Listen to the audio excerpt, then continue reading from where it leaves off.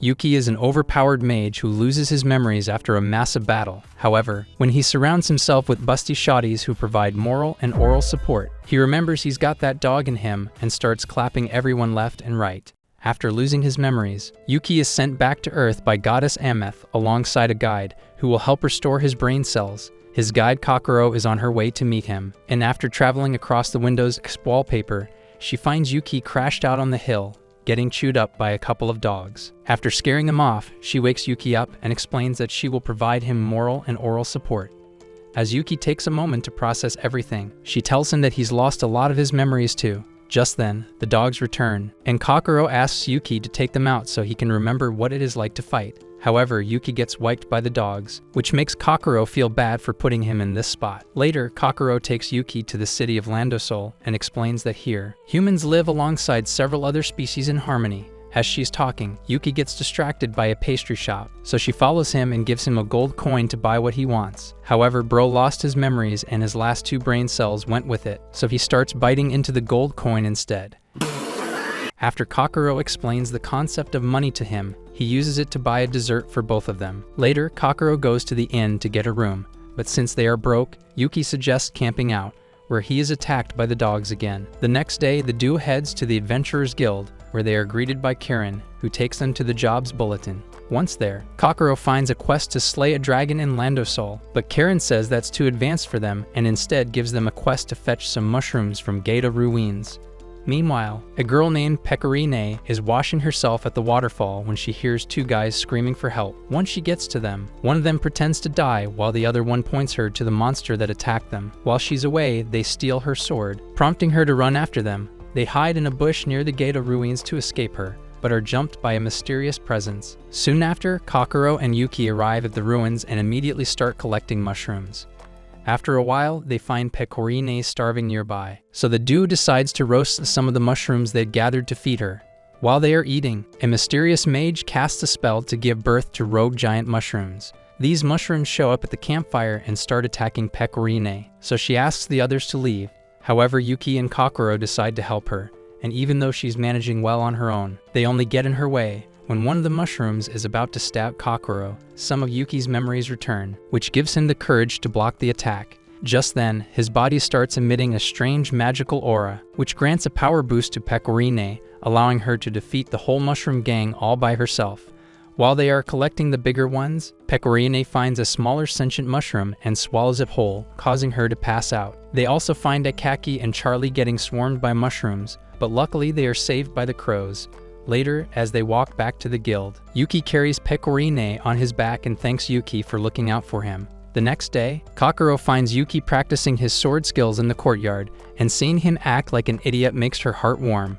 Later, during breakfast, Kokoro worries about what happened to Pecorine because she was as high as Snoop Dogg when she left them. She also mentions that they need to find more ways to make money, so a shady merchant nearby joins their table and tells them that the association will grant them a house if they start their own guild. Meanwhile, Pecorine wakes up in the stables, and after freshening up, she decides to look for her stolen sword. Unbeknownst to her, Charlie and Akaki are in town, ready to sell her sword to make some money. Back in town, Kokoro and Yuki are looking for a stable job when they notice a crowd nearby. Upon checking, they find Pecorine at an eating contest, eating like a hungry gorilla and beating everyone. Just then, Akaki and Charlie show up as well, and she starts running after them with medicine without collecting her prize money. Kokoran and Yuki join her, and they run into a boar monster. Pecorine decides to fight it head-on, unaware that it is being controlled by a mage named Carol, who gives it a power boost. Pecorine still manages to defeat it and send it crashing into a ruin. She then finds the boar and Carol both knocked out amid the ruins, so the group decides to hang around until she wakes up. Once she does, Kokoran introduces everyone to her and explains that they found her unconscious near the monster. Pecorine, unaware that she is the mage who brought it here, treats her with hospitality, but Carol gets upset because she almost shoved a burning hot spoon in her mouth. She suddenly gets up and feels lightheaded, but when Yuki steps up to hold her, she shoves him away, saying she never asked for their help to begin with. She starts walking away, upset with herself because the person she was supposed to take out is the one who nursed her back to health. She doesn't understand why she's calling herself Pecorine when that's not even her name, and promises to finish her off next time. While hiding in a tree, Carol remembers Pecorine mentioning that she lost her sword even though it was special to her. Just then, she sees Akaki and Charlie nearby and notices that they're holding Pecorine's sword. As they're lost in their own thoughts, a dragon suddenly appears and kidnaps them, giving Carol the perfect opportunity to take Pecorine out. She meets up with Pecorine again and tells her she will help her because of the kindness she showed to her earlier. Pecorine says she needs help delivering this medicine to a sick man, so Carol asks for any distinct features to recognize the man. Pecorine says he's carrying a big sword around, so Carol says she saw a giant dragon carry him away. This reminds Kokoro of the flyer on the bulletin board about a dragon that is attracted to riches, and Carol believes it was attracted to the sword. Pecorine thinks Akaki and Charlie got into trouble because they were taking care of her sword, so she wants to help them. Carol then takes them to the dragon's lair and says she won't take a step further. Despite her deceiving plan, Pecorine thanks her wholeheartedly for helping them, which makes her blush.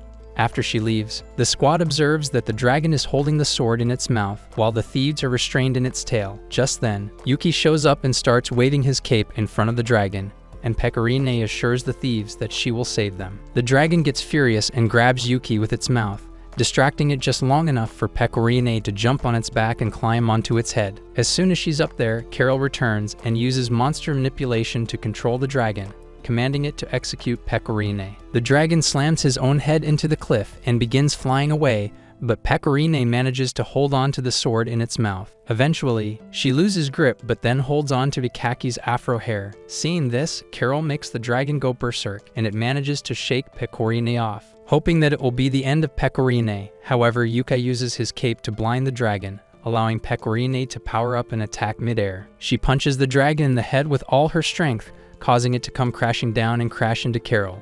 As Carol's magic wears off, the dragon lets go of the thieves and is about to eat her, but to her luck, Pecorine shows up with her sword to protect her. Reunited with her weapon, she showcases godly strength and takes the dragon out with a single attack. After the battle, Kokoro tends to Yuki's wounds and asks him not to be so reckless next time. Meanwhile, Pecorine holds Carol's hand and thanks her for helping them, not realizing that she lured her into a trap. That evening, they say goodbye to Akaki and Charlie, after which Pecorine invites Carol to lunch, even though she says she isn't hungry. Her tummy growls say otherwise, so she reluctantly joins them. Afterwards, Pecorine is in good spirits because she has been traveling alone for a long time and finally has friends, which makes Carol feel bad for deceiving her. Pecorine then proposes they create a guild of their own where they work together to find the most delicious foods. Kokoro and Yuki immediately agree, but when she turns to Carol, she says she doesn't need their help and begins walking away. However, she stops to take a bite of the rice balls Pecorine created, and she realizes that they taste delicious. Sometime later, Carol is reflecting on how strong Pecorine is, but despite that, she is certain she will find her weak point and put her to rest. The next day, she starts tailing Pecorine to uncover her weakness, only to realize the only ill this girl takes is inhaling food like Nikocado avocado from before and still staying built like him after. Transformation. Soon after, she runs into Akaki and Charlie, who tell her about a new restaurant and offer to treat her for saving their lives. Meanwhile, Kokoro visits the guild association and tells Karen that she would like to apply for her own guild. Karen is eager to register them, but Kokoro says she'll just take the form for now because she needs to convince others. As Yuki waits outside, he sees a beast girl collapsing right next to him and checks up on her. As she gasps for air, Yuki believes she's hungry and leaves her with some food, causing her eyes to glow evil red. After reuniting with Kokoro, he begins searching for Pecorine and finds Carol spying on her from a restaurant's window. They both quietly walk up to her and say hi, which startles her. When asked what she's doing, she says she was hungry and came here to grab a quick bite. Kokoro tells her Pecorine is already inside and invites her to dine with them. She reluctantly joins them, and once inside, they find Pecorine with Akaki and Charlie eating like they're on death row. As they get together, Pecorine notices that Carol is looking a little dull and tries to force feed her, causing Carol to lose her cool. She doesn't understand why Pecorine acts like her friend even though she's here to assassinate her. When Pecorine hands her the menu, she orders fish and chips for herself, only to learn that the restaurant has run out of ingredients. She immediately starts complaining and pulling Pecorine's cheeks because she eats like a glutton. That's when Pecorine reveals that the restaurant has a secret menu which consists of bug food. Carol feels horrified and disgusted upon seeing the dishes, and it gets worse once she sees Kokoro finish her plate and shower the food with compliments. Amid her tantrum, Pecorine shoves some bug food into her mouth, and much to her surprise, she actually likes the taste. Pecorine also apologizes for overeating, explaining that she got too excited to have friends and promises to hold back from now on. Carol keeps up her cold act, claiming she didn't intentionally join her, and this is the last time they're eating together. Despite her strange behavior, Pecorine doesn't think much of it and continues to treat her like they're buddies. That's when Kokoro slides in the guild application form, gently asking them if they would like to join her and Yuki in their new guild. Pecorine immediately hugs Kokoro and accepts the invitation, but Carol sternly reminds them that she already rejected their offer. She rejects again before walking away, and once outside, she gets frustrated because she's having lunch with the woman she is supposed to eliminate. To remove the taste of bugs from her mouth, she takes a fruit from a nearby tree, and she's approached by a blonde with her very own juicy fruits. She mysteriously says peaceful times are boring, and she's hoping the plot gods will write an action scene in this episode so they can hook the viewers. She asks Carol if she feels the same way, but Carol responds that they are nothing alike before skedaddling out of there. That night, while Yuki is asleep, Kokoro writes her name on the guild form and wishes Carol would join them too. The following day, Pecorine reveals that she was offered a job at the restaurant, and she immediately accepted it because she ran out of dollars. Kokoro realizes she won't be able to join her guild now, so she keeps the form hidden behind her back. They visit the restaurant to watch her work, and Yuki feeds Kokoro with his own hands to make her feel better. Just then, 3 young ones, Misogi, Mimi, and Kyoka, reluctantly enter the restaurant, and Pecorine welcomes them with a big smile. While they're having their smoothies, Pecorine asks them if they're new here, but Misogi reveals they're part of the guild called Little Lyrical. However, they're too young, so it is unregistered for now. They then ask Pecorine for suggestions from the menu, and she recommends his favorite dishes. Meanwhile, Carol gets new orders from Her Majesty that she no longer needs to assassinate Pecorine, but only observe her. She also notes that Carol hasn't fully become accustomed to the power of the Princess Knight bestowed upon her, so she offers her some much-needed guidance. Soon after, Carol arrives at the restaurant where Pecorine works and sees her feeding bugs to the Little Lyrical girls. She immediately snatches it from her hand and asks what she's doing. Pecorine reveals she's not a waitress here, and before she can react, Kokoro arrives with the guild form asking her to join them. She tells her no, but she suddenly remembers she actually came to join the guild to spy on them, before she can say anything else. A one-piece fan with melons bigger than your mum barges into the shop and immediately starts a fight with Ikachi. He takes a whole table and demands food, and when the owner steps up to him, he breaks his hand within a second. Instead of fighting him, Pecorine does her job as the waitress and takes his order. She then cooks with finesse all by herself and serves the food, which looks like it was cooked by Gordon Ramsay himself. Before tasting, the fatso thinks that he can crush their spirits and make them pack up, which will earn him a lot of money from their competitor. However, just as he's about to taste the food, Carol tells him to wait and pours lemon juice on top of the dish. This causes the food to glow, and once the fatso tastes the food, he completely loses his mind. He wants to say that the food is bad, but after some internal struggle, he ends up saying that it's the best he's ever had. However, right after that, he goes back to being a brat and smashes the plate, saying it tastes bad. Seeing this, Pecorine finally stops playing nice and decides to kick him out of the restaurant, wondering if she's grown a little during her adventure. After that's done, Carol picks up the guild registration form and signs it, allowing all 4 of them to get a stamp of approval from Karen. As they walk towards their new guild home, Pecorine says their goal is to find the best foods in the world and enjoy them together, so they'll be called the Gourmet Guild from now on. Arriving at the guild house, Pecorine is super excited to start their new journey, but first, they gotta make the place livable. They ask Karen why their house looks like Freddy Krueger's granny lived here, and she responds that they've run out of clean houses. Pecorine asks if some freak accident occurred there, and Karen quietly hints that the house might have some ghosts in there. While Karen is scared, Pecorine tells her it's okay because they'll be happy to join them for dinner. Nonetheless, the house is still better than living in the woods, so Kokoro suggests they make it more livable. While cleaning, Pecorine suddenly starts to panic, claiming that the house has a major flaw. Everyone gathers around to ask what the fuss is about, and she claims that the house doesn't have a dining table. Carol suggests buying one from the store, but Pecorine says their goal is to enjoy meals together, and a dining table is a major part of it. That is why they can't just buy a random one from the store, so instead, she offers to build the perfect table for them to enjoy food. Soon after, she begins chopping wood while Carol watches in confusion. That's when Kokoro approaches her and asks her to take care of the cleaning while she goes off to buy some essentials. After Kokoro leaves, Carol searches every nook and cranny to make the house bug-free. Once that's done, she begins cleaning the bathroom tiles. On the other hand, Kokoro arrives in town to buy a dining set and realizes she doesn't have enough money to buy it. Just then, a blonde named Saren approaches her and explains that prices in bazaars are often inflated, so she can always bargain for the things she wants. Before they can strike a deal, Saren sees one of her subordinates getting owned by a horse and helps her take control of it. The girl then introduces herself as Sazume, telling Kokoro that she works as Saren's maid. Saren tells her that Kokoro is here to buy stuff from them and will need help carrying it back home, so Sazume offers to load it in her cart. As they walk home, they both bond with the fact that they each serve someone, and Kokoro says she feels lucky to have such a kind lord. Sazume adds that she's been with Saren for a while, and Saren used to be the vice captain of the Palace Knights until she abandoned her title to help the orphans. Sazume was so moved by her compassion that she decided to stick with her and help her in any way she could. Hearing that warms Kokoro's heart, and she hopes that one day she can develop a similar bond with Yuki. As they keep yapping their way through, they suddenly find themselves lost in the forest and start to panic. Kokoro casually adds that there might be monsters nearby, which causes Sazume to lose her mind and run off with her donkey.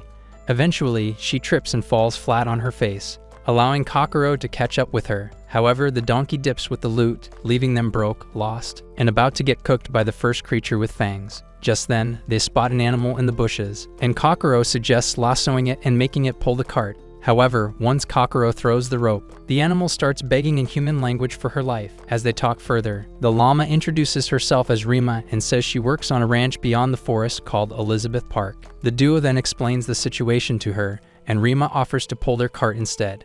Back home, Carol is finished cleaning up the toilet and heads outside to find Pecorine still working on her dining table. She then heads inside and asks Yuki to help her clean the windows. She then gives a TED talk about how a disorderly house creates a disorderly mind, so cleaning this house will give them a fresh start. While talking, she suddenly spots a bug under her foot and lets go of the chair in panic, causing Yuki to fall off and hit his head.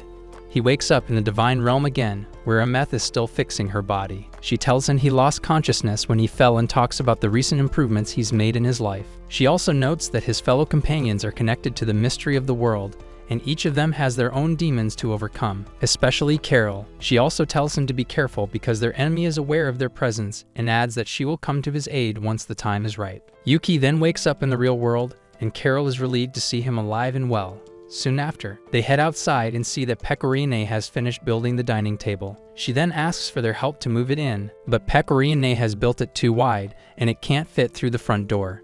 As they dismantle the table, Rima is carrying the cart through the forest with Kokoro and Sazume. Just then, they are jumped by a bunch of armed bandits who demand that they give away the donkey in exchange for safe passage. Once Rumi realizes they're talking about her, she gets furious and pulls out her sword, striking them with an explosive strike that sends them flying. After the fight, she decides to snack on a fruit, which makes her body glow. She then transforms into a beast girl and explains that eating a metamorapple allows her to have a human body like everyone else.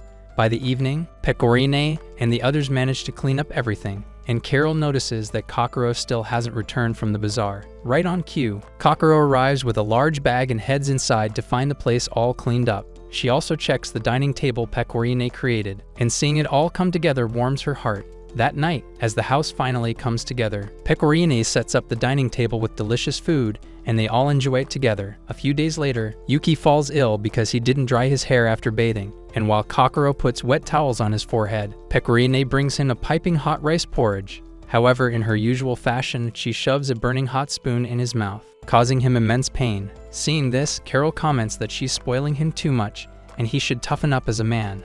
However, as Yuki's condition worsens, Carol starts to feel anxious and asks Kokoro to do something. Kokoro immediately prepares a fever medicine for him, but Carol starts freaking out when she throws bugs into it. She then heads to the kitchen to see Pecorine adding bugs to the porridge and realizes all of them are bug maniacs. Tired of their shenanigans, she forces them to drag him to an actual hospital, where they meet a nurse named Nanaka, cosplaying as a wizard from the Harry Potter universe. Once in the examination room, Carol notes that both the nurse and the doctor look like they're OnlyFans models, but Pecorine tells her to judge a book by its cover. However, Carol stays put, claiming that there is something odd about these two. The doctor then spots small red marks on Yuki's body and asks Nanaka to prepare him for the operation, much to the girl's shock. Before they can process it, Yuki is taken to the surgery room while the girls wait outside in panic. Kokoro, on the other hand, is casting a spell to empower Yuki to increase his chances of surviving.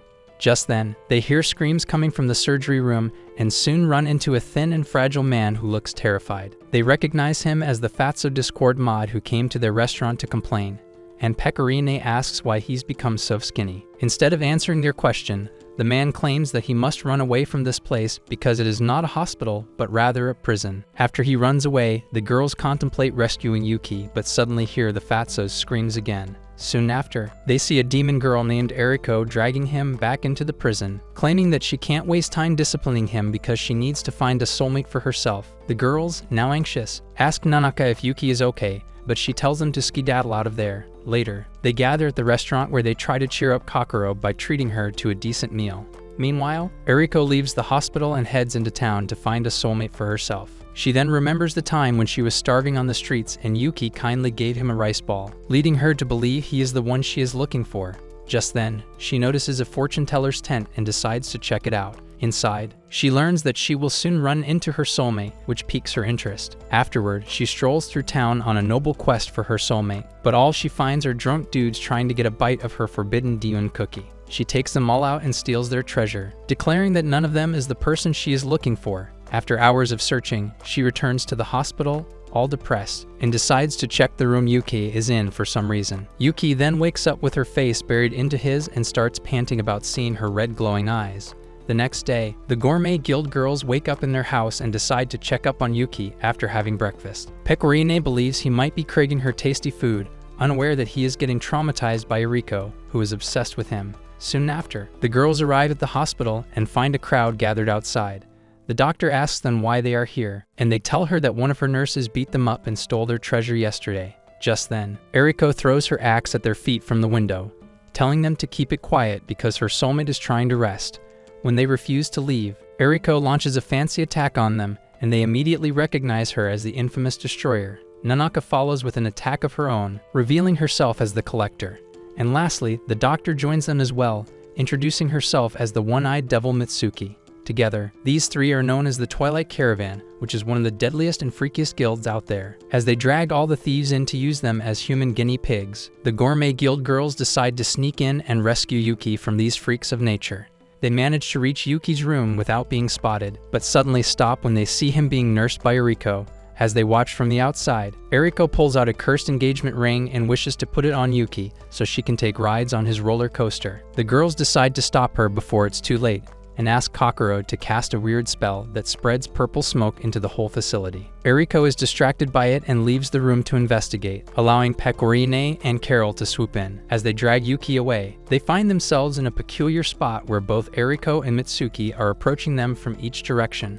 At the last moment, Carol serves as a distraction while Pecorine pushes Yuki out of the window, where Kokoro is waiting for him. When Pecorine returns to take Carol out, she sees that Mitsuki has already got her hands on her, so Carol signals at Pecorine to go on without her. While she's left behind, the girls take Yuki to a real doctor, who tells him he'll be fine after a few days' rest. They also learn from the doctor that Mitsuki is not as bad as they initially thought, and everyone feels much better after they visit her clinic. Hoping his words are true, they decide to pick up Carol tomorrow when she's feeling better.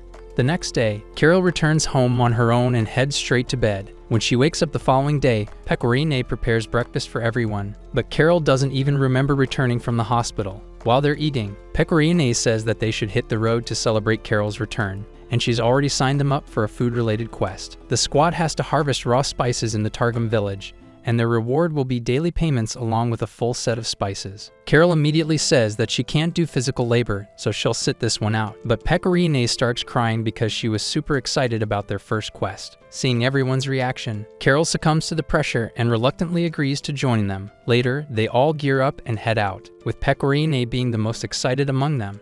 After passing through like a dozen Minecraft biomes, they eventually decide to set up camp while Carol reluctantly goes fishing. Even though she's not catching anything, she continues to fish because she knows they'll make her eat bugs otherwise. By the evening, she finally gives up on it, and Kokoro tells her that they can just make a soup from veggies and frogs. Just then, Yuki arrives with dozens of frogs, which sends Carol into panic mode, and she declares she's going vegan from now on. Luckily, Pecorine arrives with bird meat and cooks it to perfection, allowing them to enjoy a well-deserved dinner. While eating, they notice Kokoro holding a strange fruit, and Pecorine says it came with the bird she brought earlier. Since the fruit turns out to be ripe and sweet, they all start eating loads of it, unaware that it's gonna make them high. Carol is the first one to cave in, and soon after, everyone except Kokoro starts acting weird.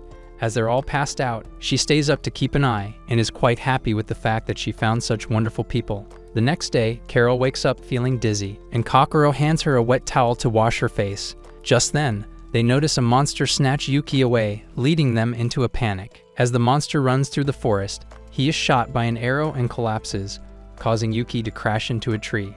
When he wakes up, he sees a small log talking to him, which he finds rather strange.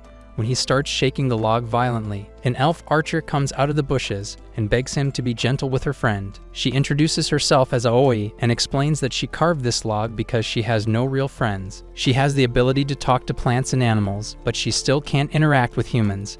As she yaps about being lonely, Yuki starts contemplating the word friends, leading her to believe that he is also in search of one. She eagerly suggests they look for a friend together, and even forms a team with her called Team Bye Bye Loneliness, while Yuki just stands there confused, wondering if she was born with an extra chromosome or had too much to drink last night. Just then, Pecorine and the other girls come searching for him, and she tells them that Aoi saved his life.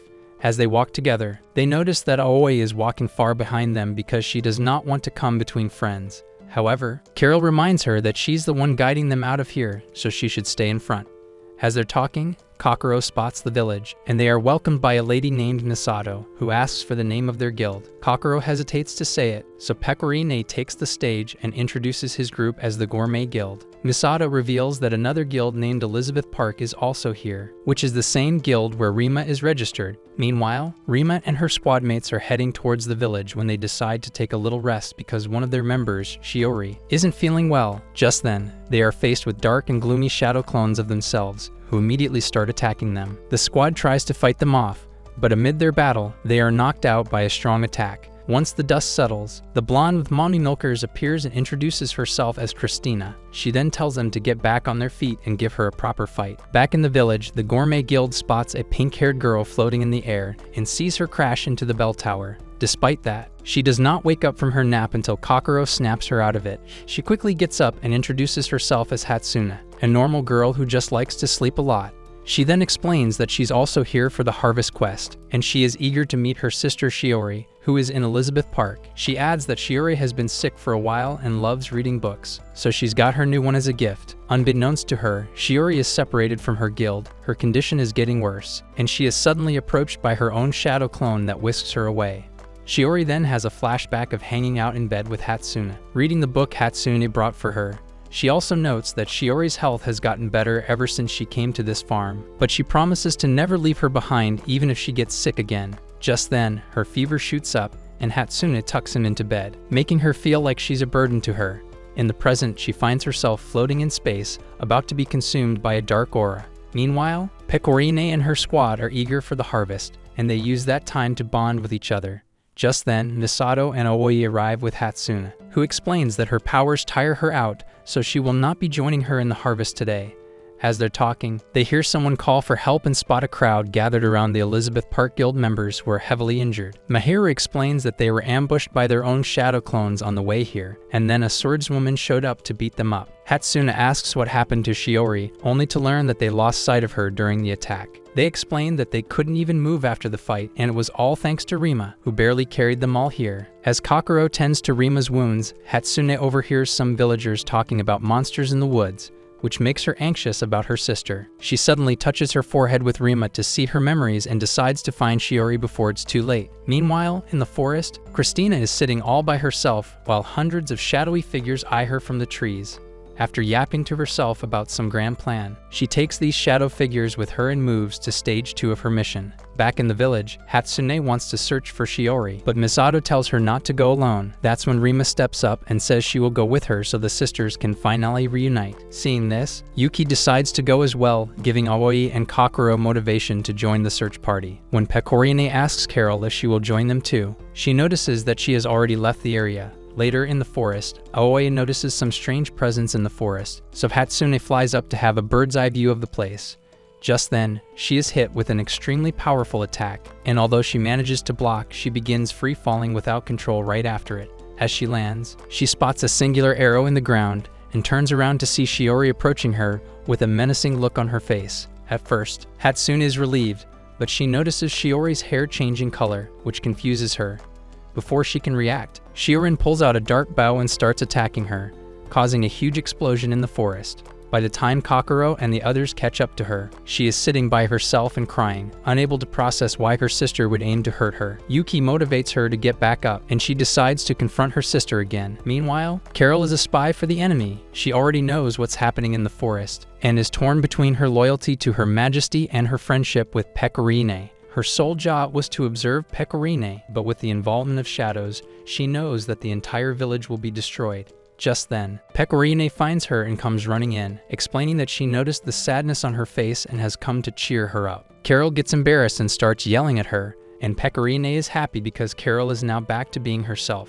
She then asks her to join the others in looking for Shiori, but gets distracted when she hears people screaming. Turns out, the shadows have entered the village and are about to consume them. Luckily, Pecorine is there to fend them off, but her biggest opponent is a mind-controlled Shiori with her dark bow. As Pecorine gets surrounded by the shadows, the others decide to head back to help her, but are stopped by the sudden appearance of Christina. Rima immediately warns them to be on their toes, as this is the woman who attacked her squad.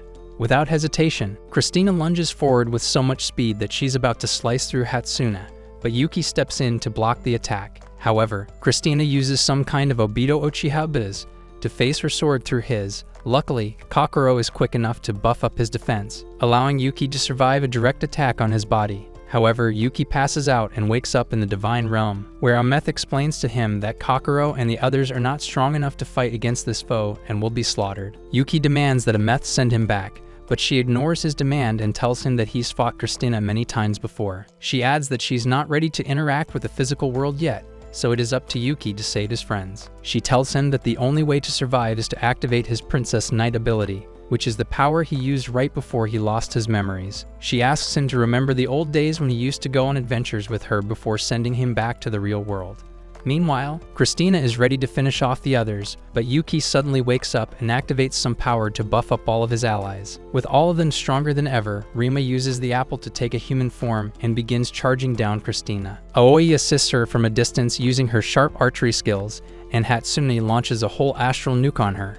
As the smoke settles, Yuki charges in and clashes swords with her, and Christina is amazed to see how a single buff from him turned his party from zeros to heroes. Even with all that, Christina is way too powerful for them, but she acknowledges Yuki's strength and decides to let them live out of sheer respect. Before leaving, she tells Hatsune that her sister will be swallowed by the shadow soon enough, prompting Hatsune to leave in her search immediately. Back in the village, Pecorine is barely holding off on her own against a swarm of shadows, which Carol watches from a distance. She remembers that her mission is only to observe, but struggles between following orders and repaying Pecorine's kindness. As Pecorine gets overwhelmed by the shadows, Carol suddenly joins her with a bang and jokingly tells her to stop slacking on the battlefield. She then demonstrates her true powers and causes an explosion, which covers the whole area with dust and smoke. Suddenly, Hatsune arrives and touches foreheads with Shiori, seeing her memories and pulling her out of the water right before she is swallowed by the shadow. She asks Shiori to come back, but Shiori wants to stay because she believes she is only a burden to her. However, Hatsune pulls her cheeks and gently tells her that she's not a burden, but rather her sweet little sister who always cheers her up. She also reminds her that she promised never to leave her behind,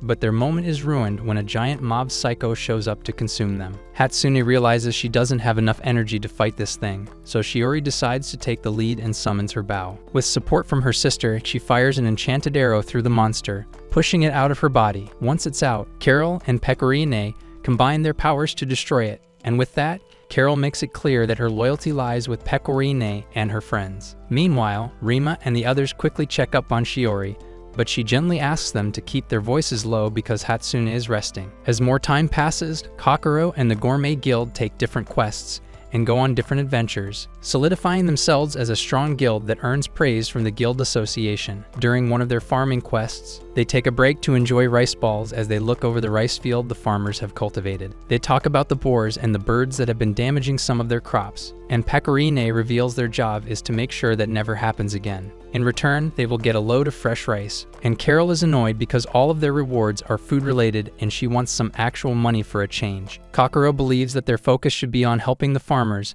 and for that reason she has made a goddess meth scarecrow alongside Yuki. Carol still believes they should pick quests that give them better rewards, but finally shuts up when Pecorine shoves a delicious rice ball into her mouth. She then recalls reporting to Her Majesty back at the palace, where she is surrounded by the very shadows she took out. Her Majesty lets it slide because she never informed her beforehand about the attack, and asks her to keep a close eye on Yuki. After installing the scarecrows, the group heads to the guild to find a new quest, and Pecorine spots one that grants them fish as a reward, which Carol immediately denies. Just then, Yuki spots a quest about someone asking for a mentor to teach them how to work as an effective guild, and in return, they will get lots of unspecified awards. Corinne arrives and tells them not to take this quest because it's not officially approved. And no matter how many times she takes it down, there's a new flyer the very next day. The group decides to let it go, but Yuki keeps the flyer with him as they walk out of the guild hall. That's when he spots the lead lyrical pretending to be in trouble, and Carol immediately spots their act. She tells everyone to ignore them, but the girls sit in their way and start acting again, practically begging for attention. That's when Misodi spots their quest flyer in Yuki's hand and asks if he's interested in helping them. Later, as they gather in a restaurant, the girls say they're looking for a mentor to guide them, as they have no idea what to do as a guild. Carol seems disinterested and asks why they're running around like three geeks at an anime con, and Kyuka responds that they want to protect the peace in Landosol. This makes the Gourmet Guild members reflect on their own morals because so far, they've only been chasing food and money. Feeling guilty, they agree to help the Lidl Lyrical, and that night, they go through a plan to make the girls experience what it's like to take quests. Carol is unsure of the map she's created for them, but Kokoro tells her not to underestimate herself because very kind and a great teacher. Meanwhile, Pecorine is busy crafting something, and when they ask what it is, she says she'll find out tomorrow. On the other hand, Yuki is prepping a treasure the girls will find at the end of their trail quest, so they can have some sense of accomplishment. The following day, Pecorine gathers the girls and starts acting like an annoying pet teacher we all had in school. She shows them the map of the area with X marking the treasure, and after confirming that they have the essentials for the road, they send them off with Yuki to fulfill their mission. Carol wonders if they will be okay because Yuki is more of a handicap than a mentor, but Pecorine believes the map was so dumbed down that even he will be okay. As the squad reaches a road split, they wonder which direction to go in and ask Yuki for help. Yuki ends up pointing them in the wrong direction, but Pecorine and the rest decide not to interfere. While walking through the forest, the girls are ambushed by tiny spiders, which sends them into a panic. Amid the chaos, Kokoro secretly calls out to Yuki and informs him that he's led the girls in the wrong direction. When the Lidl Lyrical girls return, he leads them to yet another wrong route, so Pecorine decides to use her wild card to put them back on track. Soon after, the Lidl Lyrical runs into Pecorine dressed as a monster mascot, and she tells them not to follow this path as it is full of ghosts. However, the girls are confident after their previous battle and end up beating Pecorine instead. As they continue, Carol notices that they have strayed even further from the designed route, and right on cue, they run into an actual monster that bites Yuki. The girls bravely stand their ground to protect him, but even before they engage, Harold secretly defeats it and saves them both. She and Kokoro then go ahead and clear out every monster in the area so the girls don't even encounter them. And they finally get some rest when the girls stop to have a picnic. That's when they are reunited with Pecorine, who tells them that Yuki is leading the girls straight into a bride's nest, which is quite dangerous. While discussing what to do next, they see Yuki being snatched away by a giant bird, and it takes him to its nest. The Lidl Lyrical follow the bird to rescue Yuki, but now they are in actual danger as the bird starts attacking them. By the time the Gourmet girls reach the nest, they find Yuki and their scarecrow inside the nest and realize this is the same bird that has been attacking the rice crops. Carol tries to subdue it with magic, but quickly runs out of stamina as she has spent all of her magic clearing the forest for Yuki and the girls. Kokoro is a healer with no offensive magic, and Pecorine can't fight on an empty stomach. However, when she spots the food the Lidl Lyrical had prepared for their adventure, she bites into it and regains her strength. With a single attack, she yoinks the bird to oblivion, and when the girls wake up, they convince themselves that they were the ones who defeated the bird. As they start celebrating, Kokoro tells them they've completed their quest, but soon realizes she forgot to bring the treasure from the original finish line. However, Pecorine comes in clutch and says the treasure is the giant egg, which she will turn into a delicious meal. However, the egg suddenly hatches, and the baby bird starts cuddling with the little lyrical. Kyoka then reveals she knew they were acting all this time and thanks them for going this far just to help them. She promises not to tell Mimi and Misogi, and even thanks Yuki for pretending to be caught, when in reality he was caught for real. The next day, the Gourmet Guild is back to planting rice, and Carol is annoyed that they still haven't earned any rewards from their quests. Meanwhile, the little lyrical now has a pet bird that they are using to keep the fields pest-free. A few days later, Kokoro gets her hands on a few lottery tickets and decides to cash them in. Meanwhile, Carol finishes working in the rice fields and heads home for dinner, only to learn that Kokoro won the first prize in the lottery, which is a bunch of beach-related stuff. Later that night, Yuki is in his room when Kokoro shows up and asks for his opinion. She says she grew up in a forest and has never worn a swimsuit, so she is anxious about it. The people in the store all complimented her, but he isn't very certain and wants to know if he likes it too. After Yuki gives her a thumbs up, she hands him an instructional book on how to swim, and they both practice their moves together. The following day, the squad arrives at the beach, and while Pecorine is in high spirits as usual, Carol is shy about showing her pom-poms in public. After dragging her out, Pecorine gets into the water and splashes it on Yuki, causing his eyes to burn from salt water. After playing for a bit, Pecorine's ad brain decides to mess with Carol by pushing her into the water, but Carol tells her she can't swim. To give her the full experience, Pecorine decides to push her swim ring through the water, which she clearly does not enjoy. After they return to the shore, Pecorine notes that she's a little tired, which Kokoro finds strange because she's always so full of energy. That's when Pecorine reveals that her usual armor grants her a stamina buff in exchange for increased hunger. But since she's in a swimsuit, she tires easily. Carol tells her not to share such secrets with them, but Pecorine innocently says that it's fine since they are all friends. Just then, they see Suzume getting dragged through the mud by her donkey and save her. She thanks Kokoro for the help and introduces herself to the others, stating that she has already met Kokoro in the bazaar. Suzume then explains that they've recently started a beachside snacks hut and invites them all to it. There, they meet Saren and order lots of food. While eating, Carol notices that there's no one here besides them, even though it's time, only to learn that there is another snack hut on the beach that hogs all the customers. The squad decides to investigate what's attracting all the customers, and they learn that it's a special taiyaki from the Mercurius Foundation. Soon after, the foundation's president, Aquino, shows up and arrogantly declares the newbies who know nothing about food. She even asks Saren to become her subordinate for quick cash, but Saren turns down her offer. Her guild member Mifiu adds that Aquino actually wants to partner up with Saren, but she's too proud to say it out loud. Despite that, Aquino keeps her facade up and asks Saren to come work for her before the summer is over, a statement that makes Carol extremely upset. Back at the snack hut, she tells everyone that she won't let Aquino walk over them so easily, but Saren kindly tells her not to ruin her holiday for their business. However, the girls explain that the mission of their guild is to enjoy delicious meals together, so coming up with a new menu for her snack hut is something they will enjoy. Soon after, they go to the beach to look for ingredients, and after a couple of hours, they manage to stock up on some fresh stuff. Just then, they hear the emergency bell and rush to the beach, only to spot a kraken in the ocean that has kidnapped Yukari. Pecorine and Carol work together to take it out of the water, and Saren finishes it off with a final blow.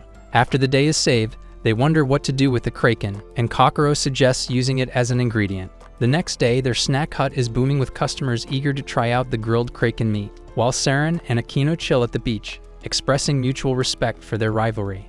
Meanwhile, Carol gathers her guild members and splashes them with Minecraft water-breathing potion, allowing them to skinny dip and explore the coral reef below. While exploring underwater, Kokoro reflects on how much she has experienced ever since she joined the guild, and she gives all credit to her Lord Yuki because it would not have been possible without him. A few days later, the squad returns to their guild home and talks about their trip over breakfast. Carol adds that the best part was the squid meat, but they won't be able to catch another one anytime soon. They also discuss how they're actually trying out different foods now, which means they're fulfilling the purpose of their guild. Later, as Pecorine heads to the market, Kokoro and Yuki head to the restaurant to give some squid sandwiches to the owner, while Carol stays behind for house sitting. Once they arrive, they find Charlie and Akaki trying to cheer up the boss, who is in bad spirits today. When they see Yuki, they tell him that the boss has been making pudding non-stop and hasn't slept in a few days.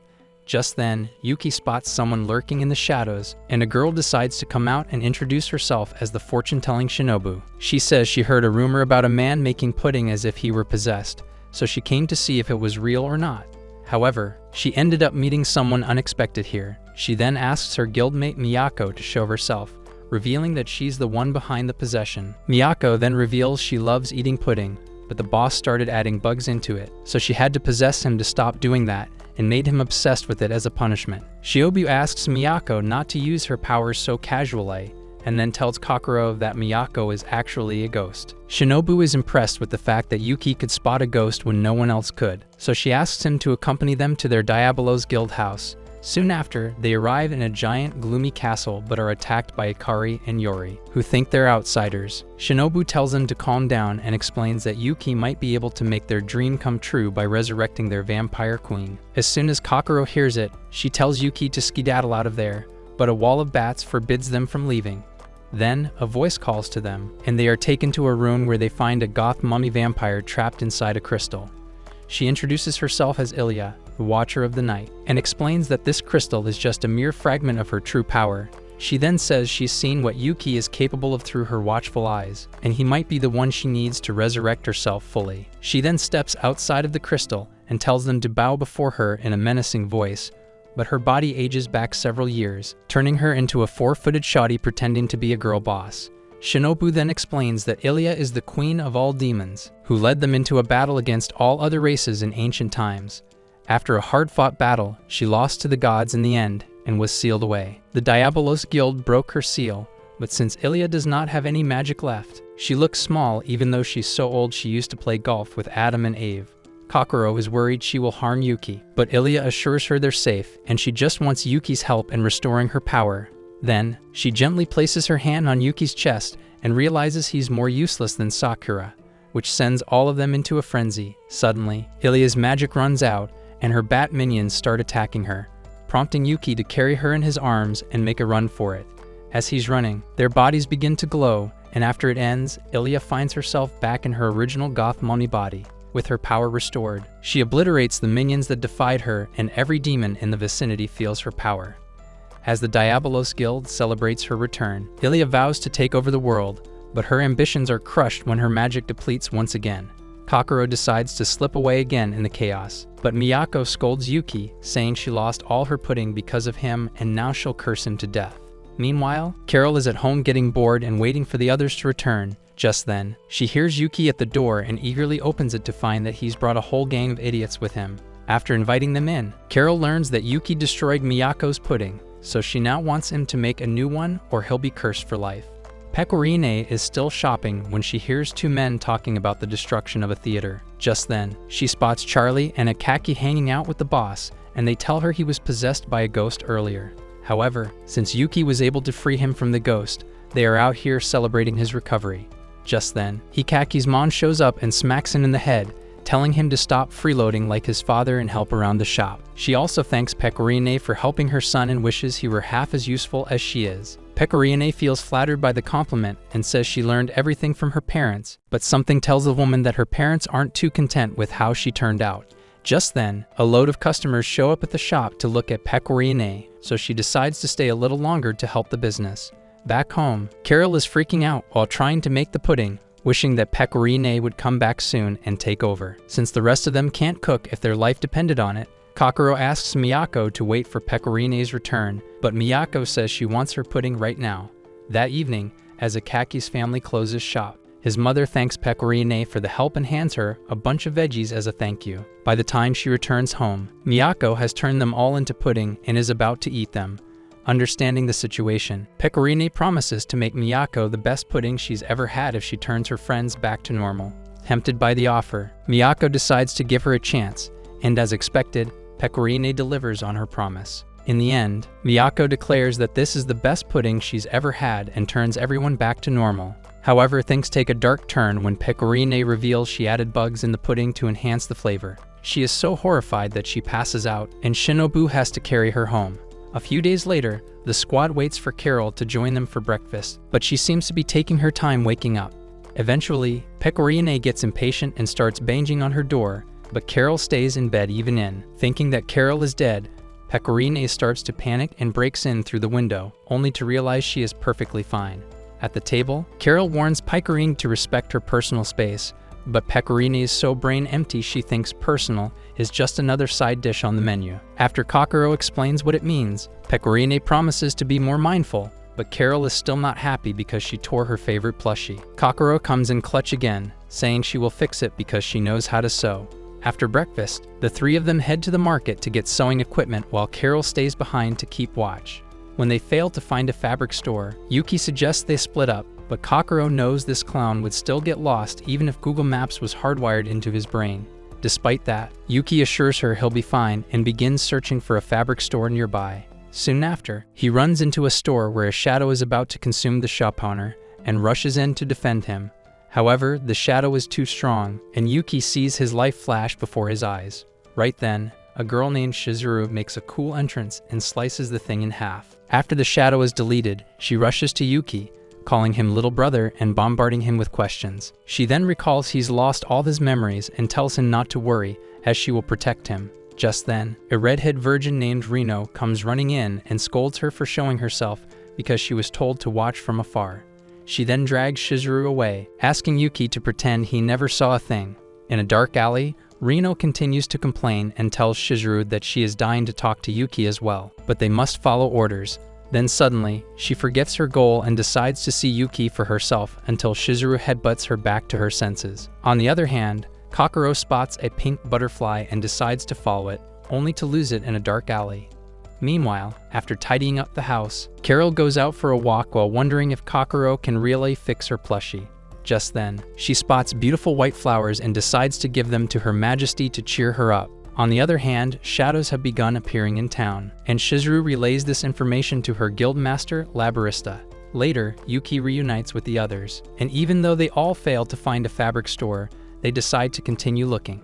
Meanwhile, Carol arrives at Her Majesty's castle, where she's busy making shadows and even demonstrates a stronger one with a metal mast on its face. She then orders the masked shadow to go find her a prey, and as it goes past Carol, the flowers she's holding wither away. She tells Carol to discard this filth at once, and Carol sadly obliges. Meanwhile, Yuki and Kokoro take a break to have a snack, but when Yuki gets ketchup on his clothes, Kokoro leaves to find a wet cloth. That's when she runs into Reno, who demands to know why she's so close to Yuki. Kokoro calmly explains that she serves Yuki by the command of Goddess Emeth, but Reno starts throwing a fuss because she thinks Kokoro is luring Yuki to swipe her V card. Just then, Shizuru shows up and headbutts her back to her senses before apologizing to Kokoro for the chaos. She explains that their brother Yuki is very dear to them, which is why they're extra cautious about him. As they look back, they realize that Yuki is no longer on the bench, making them wonder if the shadows got to him. Shizuru suggests they split up and search for him, so Kokoro joins Pecorine to give her an update on the situation. Just then, they hear two guys talking about Yuki getting kidnapped and demand that they tell them more about him. The men lead them to a dark and gloomy castle, but once they step inside, they realize that the men were talking about Charlie instead. Just then, the gang's leader makes a scary entrance and vows to slay whoever comes in his way, but the man turns out to be the same fatso who came to Pecorine's workplace some weeks ago. Because of that, he lets Charlie go. Later, all four girls reunite, and Pecorine suggests they post a search quest for Yuki at the Guild Association. Once there, they tell Karen that Yuki has gone missing, only to learn that he was here for a quest earlier. Just then, Yuki arrives with a rainbow silkworm in his hands, explaining that he went on a quest to find fabric. Turns out, while he was waiting at the bench, he spotted Eriko in the crowd and immediately hid from her after the ptis she induced in him in the hospital. That's when he spotted a quest for the rainbow silkworm and decided to take it on. He almost became moth food in the process, but he managed to do it all on his own, all because he wanted to fix Carol's plushie. Shizuru and Rhino watched from a distance, noting that even without his memories, Yuki is still as kind and selfless as ever. That evening, as Carol walks home, she is worried that the new shadow might be too strong and wonders if she should continue this double agent shenanigan or call it quits. When she finds the house empty, her spirits dampen even more. But when she sees her friends returning with her plushie now in good condition, it puts a sweet smile on her face. That night, Labarista comes across her old acquaintance Nenneka and offers to join forces with her, but Nenneka turns her down and turns herself into a pink butterfly. One day, Pecorine dreams of his parents failing to recognize her and wakes up with tears in her eyes. After getting up, she prepares breakfast for everyone in her usual cheerful mood, but Carol starts complaining because she forgot to stick her egg between the bread. In reality, Pecorine reveals she couldn't find all the ingredients in the market because a dragon has made its nest on the bridge leading into town. The locals ask the royal palace for help, but for some reason, they haven't responded to the request. Pecorine says she went to the guild association and took the quest for herself, but Carol notices that it's of a much higher rank than what they are used to.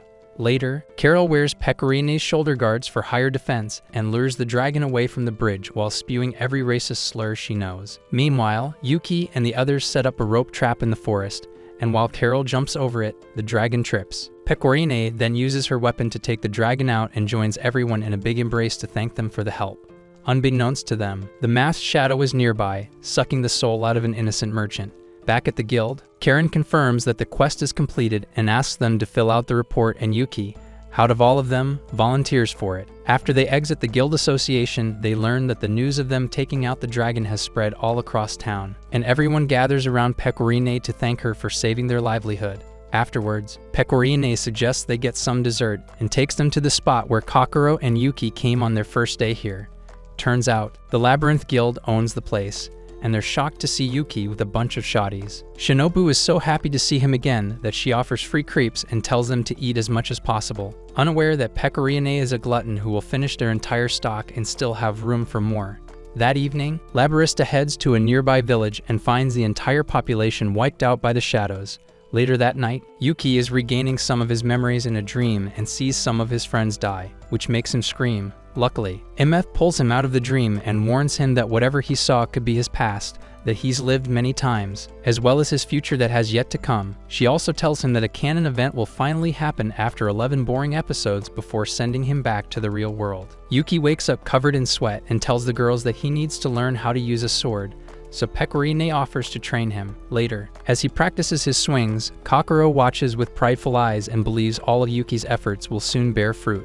Later, as they gather for lunch, Kokoro reveals that Carol might not join them because she has some errands to run. While waiting for her, Pecorine overhears two men talking about seeing Princess Ustiana in the flesh, which suddenly wipes the smile off Pecorine's face. As the men keep talking about her unmatched beauty, Kokoro wishes to see her one day as well because she appears as if she's from a fairy tale. Outside, Carol is feeding some stray cats when she runs into Vakaki and Charlie, who invite her for drinks. Before she can tell them to skedaddle, the masked shadow, now much bigger in size, shows up right next to them. As the town goes into panic, Pecorine meets the guys outside, who tell her Carol might be in danger. In reality, Carol is watching the masked shadow about to consume the townsfolk from a distance because she is ordered to only observe. That's when Pecorine arrives and tells everyone to leave so she can go all out against the monster. Carol comes out of hiding once she sees Pecorine, but when she's asked to help, she hesitates for a moment. This allows the shadow to almost swallow her whole, but Pecorine saves her life just in time. Although Pecorine has landed her strongest attack, the shadow grows even stronger and causes a huge explosion that knocks Carol down. However, when she opens her eyes, she sees that Pecorine protected her from getting crushed under the rock by putting her own body on the line. With their back exposed, the shadow starts attacking Pecorine non-stop, but she takes it like a champ and continues to protect Carol, whose foot is stuck in the rubble. When the shadow charges up a big attack, Pecorine hands her a shoulder guard to boost her defense and charges head-on to take the attack. After a big explosion, the shadow has a hole in its face, and Pecorine drops from exhaustion. Carol, now free, rushes to check up on her friend. As Pecorine opens her eyes, Carol starts calling her an idiot for putting her life on the line to protect her. With tears in her eyes, she remembers that she was ready to abandon her just a few moments ago, yet Pecorine saved her at her own expense. Kokoro quickly tends to Pecorine while Yuki powers up to face it by himself. As he powers up, his memories begin to come back, and he suddenly loses control of his powers. However, a giant wall appears and separates him from the monster, and he finds himself amid rubble and smoke. As he looks for his friends, Labarista appears and tells him not to worry, as his friends are all safe. Meanwhile, Kokoro finds herself inside the palace, where she comes across a picture of Pecorine with the king and the queen. Soon after, Pecorine enters the hall and explains that they are inside the Landosol castle, but for some strange reason, they are the only ones here. Kokoro then asks her about the picture on the wall, and Pecorine says her real identity is Ustanana von Estrella, the princess of Landosol. She then reveals that her parents sent her on a mission to live among the people of Landosol and understand them so she could become someone worthy of ruling this nation. Her mother even gave her the crown she wears to this day, explaining that it will protect her from harm but will also make her super hungry. Pecorine humbly accepted the gift and went on her way, traveling across the entire continent to complete her mission. However, once she returned home, the guards at the main gate wouldn't let her in, so she had to fight her way into the castle. Inside, she ran into her mother's maid, but even she did not recognize her. Eustania ran around the entire castle looking for someone who recognized her until eventually she reached the throne room where her parents were seated. She told them she had returned from her journey, but even her parents did not know who she was. Just then, a white-haired demon entered the room, posing as Eustania, and Pecorine realized that this woman had somehow become the majesty behind her back. With no other choice, Pecorine left the castle and decided to leave her past behind, setting out on a journey with no apparent end. That's when she met Yuki and the others, and life became much better since then as they went on different quests and enjoyed different meals together. Despite appearing cheerful, Pecorine was scared that she would be forgotten again, which is why she tried so hard to be seen and would often hug them so they had more reasons to remember her. As Pecorine falls to her knees, Kokoro gently holds her, promising that she will never leave her and that the days they've spent at the guild are invaluable to her. Hearing this, Pecorine finally lets out her pent-up emotions. Unaware that Carol is watching her from the door, she then turns away towards the Colosseum, finally understanding where she belongs and prepares herself to face the shadow.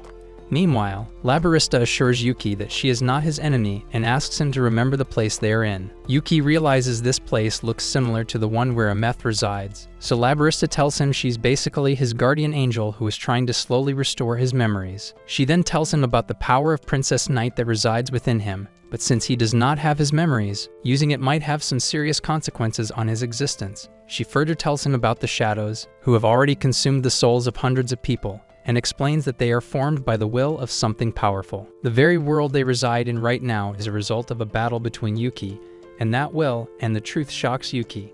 In the real world, the townsfolk search through the rubble to find Pecorine and the others, but Tomo from the Nightmare Guild arrives and tells them to clear the area. After talking with the civilians, she updates the palace knight captain, June, on their situation. But as they are talking, Christina arrives and takes interest in this supposed swordswoman who fought such a strong monster and managed to protect everyone in the area. June asks her to focus on the task at hand, but Christina points out that it's weird how a monster this strong appeared this close to the capital, and they only found out after it was gone. She also hints that there is a beast on the throne of Landosol before walking away, leaving June and Tomo scratching their heads. Meanwhile, as Carol fights the masked shadow, she is once again torn between her loyalty to Her Majesty and Pecorine, not knowing that the princess she is serving is a fake while Pecorine is the real queen of Landosol. In the end, she decides to let the shadow take her life, but Pecorine shows up once again and protects her. On the other hand, Yuki learns the truth about everything, and Labarista promises to protect him and his friends. However, Yuki sternly says that he will protect his friends too, which shows Labarista that he's not changed one bit. Just then, Shinobu and Reno relay the message that the girls need help, but Labarista tells them to stay put and let Yuki handle the rest. With that, she opens the path to the castle and lends him some of her object transformation powers so he can protect his friends. Yuki then arrives at the battlefield with a bang and boosts everyone's strength so they can face the shadow together. With additional buffs from Kokoro, the squad manages to defeat the shadow, with Yuki landing the final blow.